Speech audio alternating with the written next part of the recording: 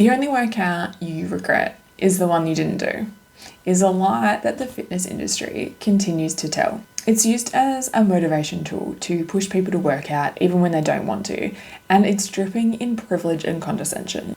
And yes, sometimes the sessions you do when you don't really feel it at the start end up being amazing and you are so glad you went. But it's also possible that that's not the case. Workouts where I miss important events, where I end up injured because I'm so fatigued and under-recovered that I hurt myself, or where my head's just not in it and I miss lifts and feel shit about training in general, are all workouts I have regretted. So what should you do when you're not feeling up for it, but you still want to move towards your training goals? Firstly, give yourself 10 minutes. Commit to training for just 10 minutes. Go to the gym, start warming up, do a few of the movements that you're going to be training that day and see how it feels.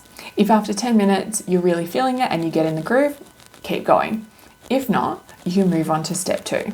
Step 2 is to modify your session. This is where flexibility in your training is super important. If you have a heavy strength session planned, but every cell in your body is screaming at you not to do it, maybe try a lighter session instead.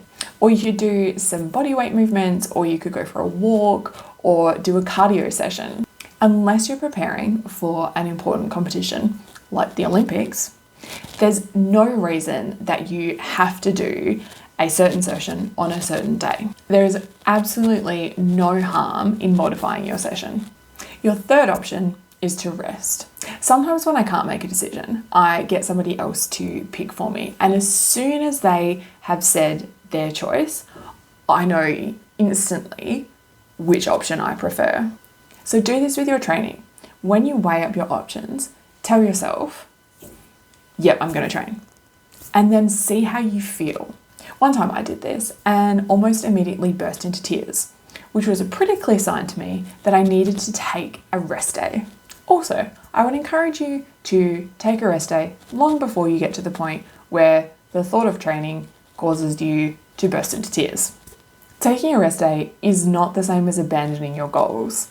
Adequate rest allows you to recover properly, get the most out of your sessions, and keep up your enthusiasm for training. If you keep forcing yourself to do sessions that you absolutely do not want to do, you will end up burning yourself out and develop a serious dislike for training.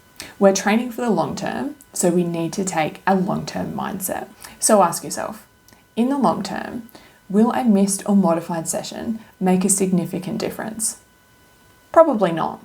However, an injury or a disdain for training developed by pushing through when you needed to have a rest will have much more of a long-term impact than taking a rest day or modifying your session.